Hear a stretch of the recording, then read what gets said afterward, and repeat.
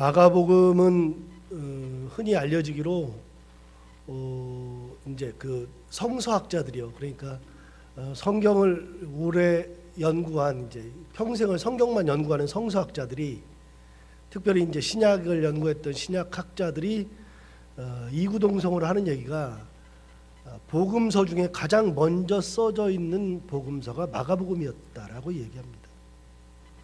마가복음을 가장 많이 썼고 이제 그 다음에 마가복음을 읽었던 다른 복음서의 저자들이 마가복음을 참조를 많이 해서 다른 복음을 쓴 거다. 그래서 마가복음을 뭐라고 이야기하냐면 복음의 가장 기초가 되는 복음서의 그런 복음서입니다. 그러니까 다른 것들이 다 이것을 보고서 썼다고 했을 정도니까 이게 성서학자들이 볼 때에는 굉장히 중요한 복음이다.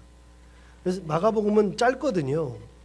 짧은데 다른 복음서들이 긴 이유는 짧은 것을 보았지만 보다 보니까 이것도 생각나고 저것도 생각나고 같은 것을 보고 있는데도 이렇게 보니까 그때 이 말씀을 더 하셨지. 그래서 조금 더 길게 쓰게 되고 그래서 다른 복음서가 길 수밖에 없다 이렇게 이야기를 하는 거죠. 그래서 이거를 원자료라고 이야기합니다. 원자료, 원래의 자료, 복음서의 원자료 이렇게 얘기할 정도로 마가복음서는 성서학자들이 볼 때는 가장 중요한 복음서입니다.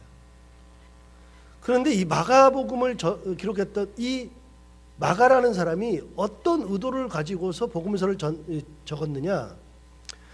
여러분 항상 성경을 볼 때 뭔 생각을 해야 되냐면 이걸 누가 썼는지를 항상 생각해야 돼요.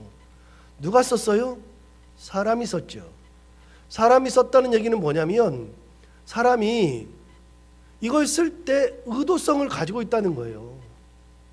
하나님의 말씀이니까 하나님이 불러줬다라고 생각하면 안 돼요. 그건 말도 안 되는 얘기고요. 사람이 썼으니까 사람의 의도성이 있어요. 예를 들어서 제가 이제 목회를 다 마치고 그리고서 제가 이제 그만둘 때 저를 훌륭하게 생각하는 사람이 혹시 몇 사람이 있어서 책을 내자. 그러면 누구한테 책을 내라고 할 거 아니겠어요? 자료를 다 모아가지고 책을 내라 그러죠. 그럼 책을 낼 때 세 사람한테 책을 내라 그러면 저에 대해서 느끼는 감정이 다 다르잖아요. 따로 쓸 거 아니겠어요? 그래서 여러분 교회사들을 요즘 내잖아요. 그래서 100년사, 50년사 내잖아요. 어느 교회 뭐 100년사, 뭐 50년사 나오는데 그거를 누구에게 부탁하느냐가 중요한 문제예요. 그걸 역사학 전공하는 사람들이 쓰거든요. 그러니까 이제 저도 부탁하면 받아 쓸 수 있어요. 저도 역사학을 전공한 이제 역사학자니까 저도 쓸 수 있어요. 그런데 누가 쓰느냐에 따라서 관점이 달라요.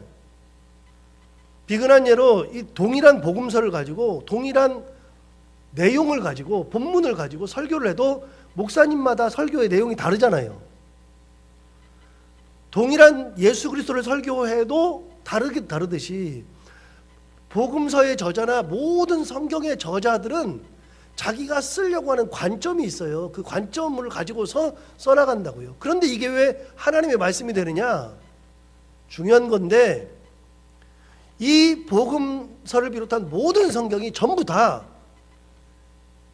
총을 쏘면 관역을 향해서 가는데 그 관역이 전부 다 어디냐면 하나님과 예수 그리스도예요. 벗어나 본 적이 없어요. 그래서 예수 그리스도를 향해서 그대로 곧장 나가는 거예요. 다른 관점에서 쓰는 것 같아도 예수님을 선포하고 있고요. 하나님의 은혜를 선포하고 있고 그렇게 되는 거예요. 그렇게 다른데 이 마가복음의 저자는 어떤 의도를 가지고 있느냐가 굉장히 중요한데 마가복음의 저자가 가지고 있는 의도가 1절에 나와요. 마태복음도요 1장 1절이 중요하고요. 마가복음도 1장 1절이 중요하고요. 모든 성경은 다 1장 1절이 다 중요한 거예요. 1장 1절에 보면 마가의 의도가 나오는데 한번 볼까요? 하나님의 아들 예수 그리스도의 복음의 시작이라. 여러분 마가가 느끼기에 이 복음서가 쓸 때 자기는 이 복음을 쓸 때 뭐에 대해서 쓰느냐? 하나님의 아들에 대해서 쓰는 거예요. 하나님의 아들. 내가 쓰는 존재는 하나님의 아들 예수 그리스도다 그 말이에요. 다른 거에서 내가 쓰는 게 아니라 나는 예수 그리스도를 쓰는 거다. 내가 지금부터 말하려고 하는 것은 긴데 긴 것 속에서 내가 진짜 쓰는 것은 예수님에 대해 쓰는 거다. 다른 거는 없다. 다른 것이 여러분의 마음을 가져갈 필요가 없다. 예수님뿐이다. 두 번째, 복음에 대해서 쓰는 거예요. 복음. 마가가 쓰려고 하는 의도는 분명한 거예요. 주님과 복음이 일치되어 있어요. 주님과 복음이. 예수님과 복음은 일치되어 있어요. 그런데 예수님의 사역이 많잖아요. 병고침도 많고 뭐 논쟁도 있고 죽은 사람도 살리고 억울함도 있고 여러 가지가 다 많은데 그 모든 것은 하나도 중요하지 않은 것이 없이 다 중요한데 아무리 중요해도 그 모든 것들은 뭘 향하느냐? 예수 그리스도와 복음을 향해서 다 있어요. 다른 것은 아무것도 없어요. 무조건 복음이에요. 복음과 연관이 돼야 돼요. 복음과 연관이 되지 않는 것은 전부 다 의미가 하나도 없어요. 그래서 끝까지 이분이 붙들고 있는 것은 뭐냐면 복음을 붙들고 있어요. 그래서 마가는 하나부터 열까지 예수님과 복음만 붙들고 있잖아요. 그러니까 우리가 신앙생활하는 것도 할 것들이 굉장히 많은데요. 신앙생활하면서 해야 되는 것들이 진짜 많고 하는 것도 많고 뭐 여러 가지가 있는데 가장 중요한 건 뭐냐? 우리가 신앙생활하면서 가장 중요한 것은 예수님이 내 안에 계셔야 된다는 거예요. 이 성경을 읽으면서 다른 거 가지고서 논쟁할 필요가 하나도 없어요. 다른 것이 우리 마음속에 남을 필요도 없어요. 이 성경을 읽으면서 말씀 속에서 우리가 가져야 되는 것은 예수 그리스도예요. 신앙생활하면서 할 게 많고 하는 것 많아도 다 무의미할 수 있어요. 전부 다 무의미할 수 있어요. 딱 한 가지, 예수님이 남아야 돼요. 예수님. 복음이 내 안에 있어야 된다고요. 복음이. 그래서 다른 것에 마음 바쁘고 다른 것 막 쫓아다니고 할 게 아니고요. 뭐 하는 공동체냐? 예수님의 은혜를 갖는 공동체, 예수님의 삶을 그대로 몸으로 녹여내는 공동체, 예수님의 말씀을 전파하는 공동체. 교회에서 예수가 빠지면 아무것도 안 되고요. 내 삶에서 예수가 빠지면 아무것도 안 되는 거예요. 내 삶에서 1장 1절이 뭐냐? 내 삶의 1장 1절이 뭐냐? 예수 그리스도의 복음이에요. 내 삶에서. 교회의 1장 1절이 뭐냐? 교회의 1장 1절도 예수 그리스도의 복음. 그래서 뭐 다른 거 다 필요 없는 게 있을 수 있어요. 그러니까 복음이 살아나야 돼요. 그래서 목사님의 설교도 저부터가 설교에서 예수가 빠지면 안 돼요. 은혜가 빠지면 안 돼요. 다른 게 들어나봐야 별게 없어요. 뭐 설교하면서 뭐 그런 얘기. 저는 그 다른 교회에서 부교육자 할 때요. 담임 목사님 설교 듣다가 제가 이 뒷골 잡고 내가 넘어 죽는 줄 알았어요. 아이 뭐 커피 마시지 말라고 막 그러시더라고요. 아니 그 무슨 상관 있어? 커피를 마시든 말든 뭔 상관 있어요? 아니, 커피를 마시지 말라고 그래가지고 성도들이 커피를 마시는 분들이 다인데 커피 마시지 말라 그러니까. 그래가지고 교회에다가 커피를 다 없애버렸어요. 왜 마시지 말라 그러나 들어봤더니 우리나라 걸 사줘야지 왜 외국 걸 먹냐고. 그러면서 뭐 입는 옷은 외국 거도 가끔 입고 뭐 볼펜도 외국 거 쓰면서 왜 굳이 커피만 그래. 그런데 막 그렇게 하니까 교인들이 어떻게 하냐면요. 교인들이 성도들이 목사님 말씀 듣고 그래 커피 마시지 말아야지 일심동체가 돼가지고 따르는 게 아니라 가만히 보니까요. 커피를 못 마시게 하니까 이게 이만한 보온병에다가 커피 타와가지고서 예배 끝나면 저쪽으로 돌아가가지고 자기들끼리 나눠 마셔요. 도대체 뭐 하는 거예요? 그리고 교회가 그런 걸 가지고서 이야기할 필요가 하나도 없잖아요. 아니 커피를 마시든 녹차를 마시든 안 마시든 뭔 상관 있어요 그게. 진짜 중요한 거를 얘기하지 않고 그런 얘기하면서 그러면은 성도들이 설교 들으면서 막 마음속에 반발이 생기고 그럴 텐데 의미 하나도 없는 얘기를 할 필요가 없어요. 뭔 얘기를 하는 거냐? 뭘 하든 사도 바울이 얘기하잖아요. 사도 바울이 사나 죽으나 내가 그리스도의 것이에요. 주를 위해서 죽고 주를 위해서 살고 예수님을 얘기하는 거죠. 사도 바울에게서 예수 빠지고 뭐가 남아요? 사도 바울에게서 하나님의 은혜를 빼면 뭐가 남아요? 다른 얘기들을 한 것이 없어요. 별로 얘기한 거 없어요. 그거 있어야죠. 그거. 교회의 1장 1절, 내 삶의 1장 1절은 뭐냐? 예수님과 복음이에요. 다른 것들은 의미 없어요. 설교에서도 예수님이 빠지면 안 돼요. 무조건 예수님이에요. 예수님. 마가가 그것부터 시작하는 거예요. 내가 이걸 쓰는데 이것의 핵심이 뭐냐? 하나님의 아들 예수 그리스도의 복음의 시작을 나는 쓰는 거다.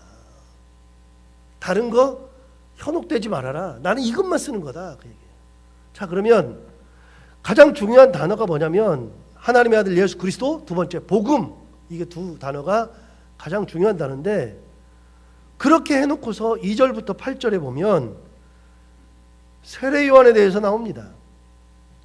복음을 이야기하고 예수를 이야기하는데 예수님과 복음을 이야기하면서 세례 요한부터 얘기해요. 2절부터 볼까요? 한번 보세요. 선지자 이사야의 글에 보라, 내가 내 사자를 내 앞에 보내노니 그가 내 길을 준비하리라. 광야에 외치는 자의 소리가 있어 이르되 너희는 주의 길을 준비하라. 그의 오실 길을 곧게 하라. 기록된 것 같이 세례 요한이 광야에 이르러 죄사함을 받게 하는 회개의 세례를 전파하였다 그랬는데, 여러분 전파했어요. 전파했는데 뭘 전파하느냐? 세례 요한이 광야에서 외치는 자의 소리가 되어서 사람들에게 주의 길을 예비했어요. 전파하는 게 뭐냐? 주의 길을 예비하는 것을 전파하는 거예요. 세례 요한이 누구 때문에 있느냐? 뭐 때문에 있느냐? 세례 요한은 예수님 때문에 있는 거예요. 이게 세례 요한이 온 목적이에요. 그거를 언제 얘기하셨느냐? 구약 성경에 이미 얘기하는 거예요. 구약 성경 어디에서? 이사야에서. 하나님이 예수님의 길을 예비하기 위해서 이사야를 통해서 이미 세례 요한의 입을 통해서, 그럼 몇 년 전이에요? 700년 전. 700년 전에 세례 요한의 올 길을 이미 말씀하셨다. 그러면 세례 요한은요, 이 땅에 와가지고서 뭐 사람들의 막 인기를 엄청나게 끌었어요. 사람들이 막 몰렸어요. 보세요. 5절 한번 보세요. 5절 보시면 세례 요한이 얼마나 대단했는지 한번 볼까요? 온 유대 지방과 예루살렘 사람이 다 나아가 자기 죄를 자복하고 요단강에서 그에게 세례를 받더라.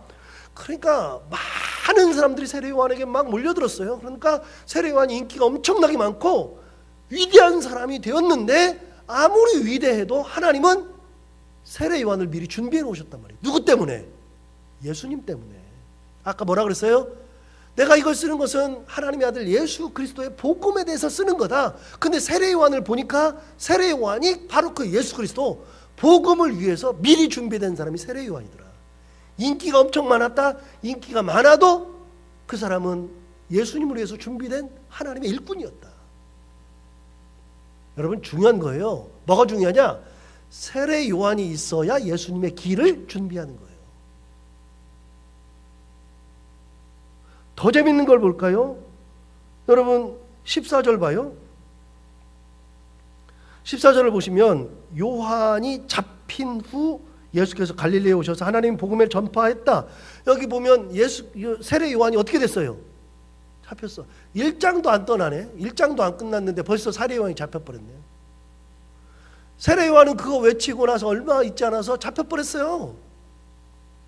헤롯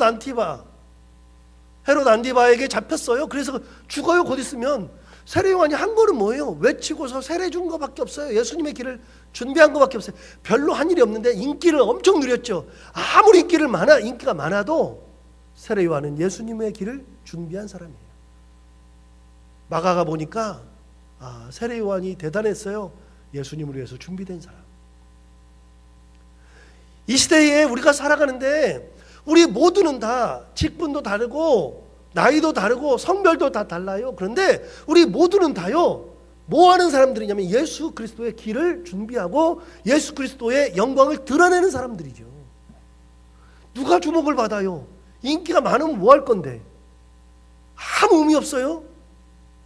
그게 중요한 게 아니라, 인기가 중요한 게 아니라, 사람이 몰려드는 게 중요한 게 아니라 나의 삶을 통해서 세례 요한과 같이 하나님을 드러내야죠.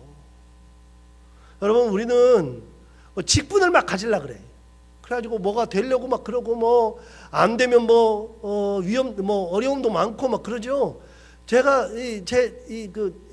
태백에 있는 형 교인 얼마 되지도 않는데 그거 투표해가지고서 직분자 항존직 투표하고 나서 거기서 몇 명 나가고 교회가 시끄럽고, 제 친구 교회가 재작년에 그거 하고 나서 또 교회 시끄럽고 교회 나가고, 직분 가지려고 그렇게 하면서 싸우기를 엄청 싸우고 뭐 서운하다 그러고 뭐 엄청나게 그랬어요. 그런데 직분 가지면 뭐 할 건데요? 여러분, 직분 왜 가져요? 가문의 영광이긴 하죠. 그런데 중요한 게 있어요. 직분을 가지고서 뭐 할 건데요? 그거는 하나님의 영광과 예수 그리스도의 영광을 드러내지 않으면 아무 의미가 없어요. 목사가 뭐 대단한 것 같죠? 아니요. 우리도 다 세례 요한과 같이 내 길을, 내게 주어진 그 사명만 감당하고 죽으면 그걸로 감사한 거예요. 그것만 해도. 사명을 감당해야죠. 무슨 사명? 주님의 은혜를 세상에 전파하는 사명. 사명. 세례 요한 그렇게 외치고 죽어버려요. 금방. 1장도 안 가잖아요. 1장이 46절까지인가 그래요. 45절까지구나. 45절까지인가 1장이 그런데요. 1장 15절에 이미 잡혔어요. 그러니까 마가가 보니까 세례 요한이 그렇게 중요한데 그거 하면 세례 요한은 끝났어요. 뭐하러 왔다고요? 예수 그리스도. 복음. 그거를 선포하기 위해서. 그런데 세례 요한이 어떻게 하고 복음을 선포했느냐 한번 볼까요? 보세요. 7절 보세요. 7절 보시면 이렇게 얘기했어요. 그가 전파하여 이르되 나보다 능력 많으시니가 내 뒤에 오시나니 나는 굽혀 그의 신발끈을 풀기도 감당하지 못하겠노라. 나는 너희에게 물로 세례를 베풀었거니와 그는 너희에게 성령으로 세례를 베푸시리라. 그러니까 세례 요한이 전파한 게 뭐냐? 세례 요한이 전파한 거는 사람들이 막 몰려들었을 때, 야, 잘 왔어, 잘 왔어, 세례 받아야지, 그러면서 자기 사람들을 만든 게 아니라 사람들이 엄청나게 몰려들었는데 그 사람들로 하여금 뭐 했다고요? 나보다 뒤에 오시는 이가 계신다. 곧 오신다. 그분이 오시면 나보다 능력이 많은데 나는 그분의 신발끈을 풀기도 감당을 못할 존재다. 대단한 분이 오신다. 그분을 봐야 된다. 그분이다. 예, 모든 영광을 나에게가 아니라 그분에게. 그분에게. 모든 영광은 하나님께. 내가 가르치지 않고 하나님 앞에. 그래서 사도 바울이 대단한 거예요. 나의 나 된 것은 하나님의 은혜로라. 사도 바울이 당시에 기독교 세계에서는요, 대단한 존재입니다. 우리가 상상을 초월하는 사람입니다. 가는 곳곳마다. 여러분, 사도 바울처럼 대단한 사람이 진짜 없는 게요, 사도 바울이 개척했던 교회가, 우리 수요성경 공부 이제 거의 끝나가는데 터키가 다 사도 바울의 영역이에요. 전부 다. 아시잖아요. 그리스가 전부 다 사도 바울의 영역이에요. 다 다녔던 데예요. 대도시는 전부 다 갔어요. 거기마다 전부 다 교회가 섰어요. 사도 바울이 편지 쓴 걸 보세요. 사도 바울이 편지 쓴 거는 전부 다 지금의 그리스와 터키 지역에 있는 교회들인데 그게 어마무지 넓어요. 차로 가도요 엄청나게 먼 거리예요. 거기에 다 교회가 섰어요. 사도 바울이 맨날 그래요. 내가 가려고 그러는데 갈 수가 없다. 맨날 그런 소리도 하잖아요. 그만큼 위대한 사람이에요. 가는 곳마다 교회를 세웠고 그 사람들이 사도 바울을 대단하게 여겼는데 사도 바울이 뭐라 그래요? 그 사람들 앞에서 뭐라 그래요? 나의 나 된 것은 하나님의 은혜라. 그러면서 뭐라 그래요? 내가 사나 죽으나 주의 것이로다. 살아도 주를 위해 살고 죽어도 주를 위하여 죽나니 내가 사나 죽으나 주의 것이로다. 여러분, 사도 바울이 누구만 향해 있어요? 예수님만 향해 있잖아요. 세례 요한이 누구 향해 있어요? 예수 향해 있잖아요. 우리는 모두 다 예수님을 향해 있어야죠. 안 그러면 의미가 없어요. 그러니까 마가가 딱 보니까 마가가 나는 하나님의 아들 예수 그리스도의 복음에 대해서 내가 쓰는 건데 세례 요한을 딱 보니까 세례 요한이 정말 인기가 엄청 많았어. 그 당시 예수님이 딱 나타나기 전에 인기가 엄청 많아서 사람들이 막 모여들어가지고 세례 받고 그러는데 그걸 가만히 보니까 하나님이 이사야에 이미 예언을 하셨네. 이 세례 요한에 대해서 뭐라고 예언했어요? 길을 예비할 사람, 예수님의 길을 예비할 사람으로 준비되었어요. 아이고 알고 봤더니 이사야가 700년 전에 예언한 하나님의 일꾼이 예수님 바로 앞에 와 있어. 그런데 그 세례 요한이 요단강가에서 세례를 주면서 사람들이 엄청나게 몰려들었을 때 뭐라 그러냐면, 나보다 능력이 많으시니가 내 뒤에 오시라니 나는 신발끈도 풀기를 감당을 못할 정도의 분이 오신다. 날 보지 말고 그분을 봐라. 세례 요한이 나중에 어떻게 해요? 예수님의 제자 중에요, 유명한 제자가 세례 요한의 제자예요. 옛날에 제가 마태복음 할 때 얘기했어요. 세례 요한의 제자가 누구냐? 안드레가 세례 요한의 제자예요. 베드로의 동생인지 형인지 정확하게 모르지만 베드로의 형제예요. 친형제인데 그 안드레가 원래 세례 요한의 제자였다고요. 근데 세례 요한의 제자인데 세례 요한의 제자 2명이 세례 요한에 찾아왔어요. 마태복음에 나오죠. 찾아와가지고 주님의 음성이 들리던데 주님 막 저렇게 하던데 가서 볼게요. 그랬더니 가서 봐라. 그렇게 하더라. 그래서 자기 제자 보내잖아요. 그분의 제자가 되는 게 낫다. 가라. 보내잖아요. 저는 제 제자가 딴 데 간다 그러면 성질 날 것 같은데 괜찮잖아요. 왜요? 주님을 향해 있으니까. 주님을 향해 있으니까요. 내가 영광 받는 거, 영광을 받아봐야 별게 없어요. 나는 주님을 향해 있는데 그게 보이지도 않아요. 이렇게 돼야지 맞는데, 사람들이 주님을 향해 안 있고 사람들 향해 있고 영광을 향해 있으니까 영광이 사라지면 내가 막 없어지는 것 같아. 하나님을 향해 있어봐요. 없으나 있으나 상관없잖아요. 주님 향해 있으면. 누구 향해 있어야 된다고요? 주님을 향해 있어야 된다고요.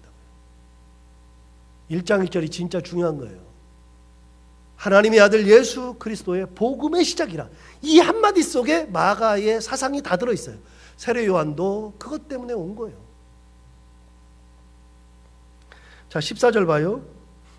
14절.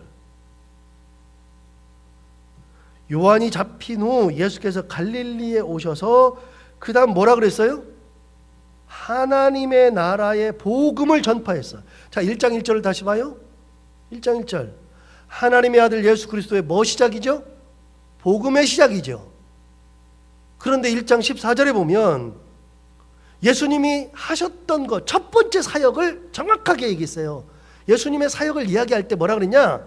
요한이 잡힌 후 예수께서 갈릴리에 오셔서 하나님의 뭘 전파해요?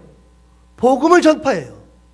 그러니까 마가가 보니까 예수님도 아까 있잖아요. 하나님의 아들 예수 그리스도의 복음의 시작인데, 마가가 보니까 예수님도 첫 번째 일성이 뭐냐?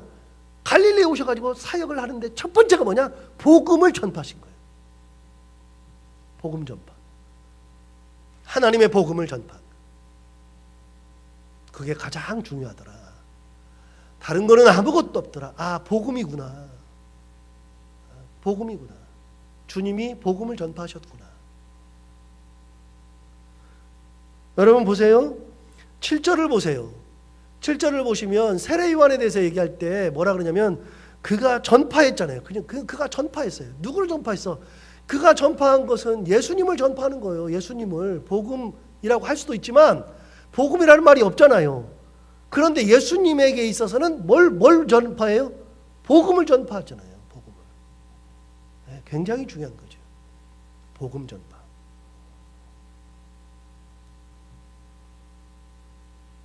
그래서 세례받고 중간에 세례받고 시험 받으시고 하는 얘기가 나오는데, 그 모든 거, 세례를 받으시고 시험을 받으시는 이 모든 거는 신학적으로 할 얘기가 많지만 딱 하나로 정리를 하면요, 하나님의 복음을 전파하기에 준비되는 과정이 세례이고, 준비되는 과정이 사탄에게 시험을 받으면서 광야에서 40일 동안 그렇게 다 내려놓는 작업을 하는 거예요. 그래서 광야에서 시험 받을 때 3가지의 시험을 이겨내잖아요. 그래서 여러분 제가 잘 못 외워서 적어왔는데, 제가 읽었던 책인데, 리처드 포스터라고 하는 아주 유명한 미국의 리처드 포스터라고 하는 그 영성학자가 있는데요. 목사이면서 영성가인 리처드 포스터가 쓴 책이 있는데, 그분이 쓴 책의 제목이 뭐냐? 돈, 권력, 섹스예요. 그분이 뭐라고 생각했냐면, 이 돈과 권력과 섹스를 이겨내지 못하면 사역자가 아니라는 거예요. 사역자는 돈으로부터, 권력으로부터, 섹스로부터 벗어날 줄 알아야 사역자가 된다는 거예요.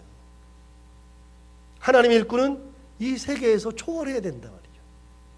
그런데 파이퍼라고 하는 사람이 있어요. 존 파이퍼. 존 파이퍼라는 사람도 책을 썼는데 존 파이퍼는 뭐라고 썼냐면 책 제목이 뭐냐면 돈, 섹스 그리고 권력이라고 썼어요. 같아요, 달라요? 같잖아요. 존 파이퍼도 동일한 말을 했어요. 이 세 가지를 벗어나지 않으면 사역을 시작할 수 없다. 보세요. 예수님이 사역을 시작할 때 사탄에게 가서 세 가지의 시험을 받아서 다 내려놨잖아요. 뭘 내려놔요? 돈도 내려놓고 권력도 내려놓고 명예도 다 내려놨잖아요. 그런데 후대에 영성가들이 보니까 명예는 괜찮은 것 같아. 근데 가장 큰 문제가 뭐냐? 후대에 보니까 인간 사역자에게서 가장 중요한 것은 섹스더라. 그래서 돈, 섹스, 권력 이 세 가지가 해결되지 않으면 사역자로서 시작을 못한다는 거예요.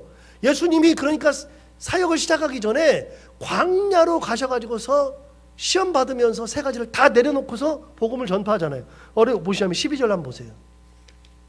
아까 14절을 보시면 요한이 잡힌 후 예수께서 갈릴리에 오셔서 첫 번째 뭐 하시느냐? 하나님의 복음을 전파해. 사람들을 만나가지고 했던 것이 하나님의 복음을 전파했는데 그 전에 12절 보세요. 12절 성령이 곧 예수를 광야로 몰아내신지라 광야에서 40일을 계시면서 사탄에게 시험을 받으시며 들짐승과 함께 계시니 천사들이 수종 들더라. 이 내용이 마태복음에는 길게 돼 있잖아요. 길게. 세 가지로 돼 있잖아요. 사역을 시작하기 전에 광야에 가서 세 가지를 다 내려놨어요. 돈도 권력도 명예도 다 내려놓고 순수하게 되셔서 복음을 전파했죠. 자, 이것도 돈을 왜 내려놔요? 뭐 명예도 왜 내려놔요? 권력도 왜 내려놔요? 왜 다 분토만토 못하게 다 내려놓을까요? 왜 내려놓을까요? 이유는 간단한 거예요. 그걸 내려놓는 이유는 딱 하나예요. 그걸 내려놓고 뭘 하러 가요? 복음을 전파하러 가요. 복음 전파. 복음과 관련이 없으면 의미가 없어요. 가지면 뭐 할 건데요?